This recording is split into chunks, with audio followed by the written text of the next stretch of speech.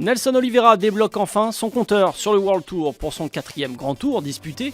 Le spécialiste portugais du chrono avec 3 titres nationaux en 5 ans s'adjuge sa première victoire d'étape. Son coup d'audace et son attaque à 30 km de l'arrivée a été fatal à un groupe de 24 coureurs incapables de revenir sur un habitué de l'effort en solitaire. Après une victoire sur le Tour de Madère en 2009, il s'agit de sa 2e victoire en carrière hors championnats nationaux. Sûr que l'on reverra l'audacieux Nelson Oliveira, champion du Portugal l'an passé, lui qui a déjà été très en vue dans cette Vuelta 2015.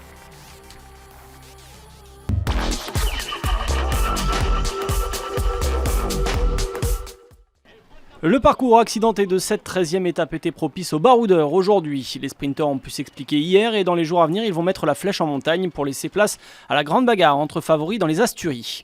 Avant cela, le tracé du jour a donc vu un contingent important de coureurs se porter à l'avant afin d'avaler les 3 grimpeurs du jour et de s'expliquer à Tarazona.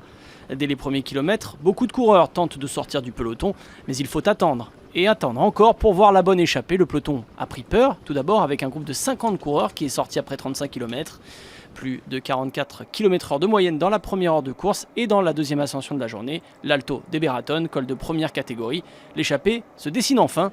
On est au kilomètre 63, ils sont enfin au complet. 24 coureurs sont à l'avant, 15 équipes sont représentées sur les 22 du plateau.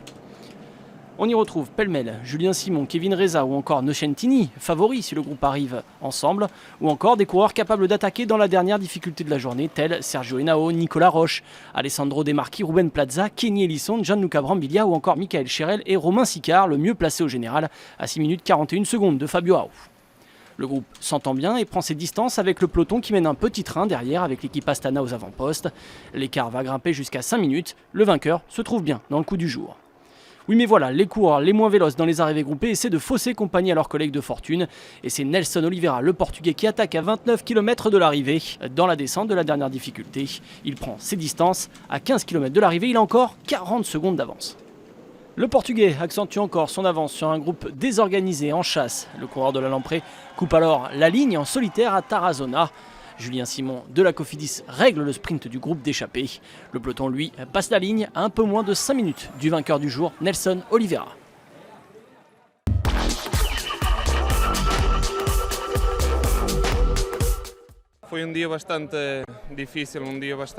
Ça a été une journée assez difficile avec beaucoup de vent.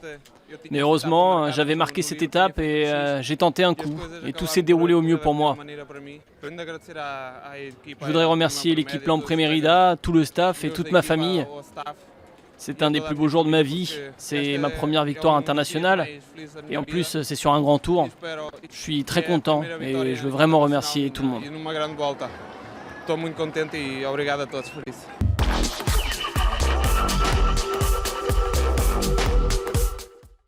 Nelson Oliveira donc franchit seul la ligne d'arrivée pour sa première grande victoire chez les pros. Julien Simon lui fait 2e, Nicolas Roche 3e.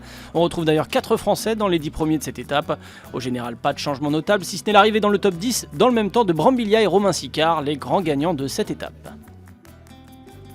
Nouvelle explication demain entre les favoris pour le général sur la Vuelta. Au menu de cette 14e étape, 215 km ponctués de 2 ascensions de taille. Un col de première catégorie dont le sommet est situé à 60 km de l'arrivée, le Puerto del Escudo, une montée de 12 km avec des passages à 15%. Et l'arrivée, elle, sera jugée après une montée moins raide mais plus éprouvante, près de 20 km pour atteindre la station d'Alto Campo, Fuente del Chivo, à près de 2000 mètres d'altitude. Fabio Aru pourrait assommer cette Vuelta 2015.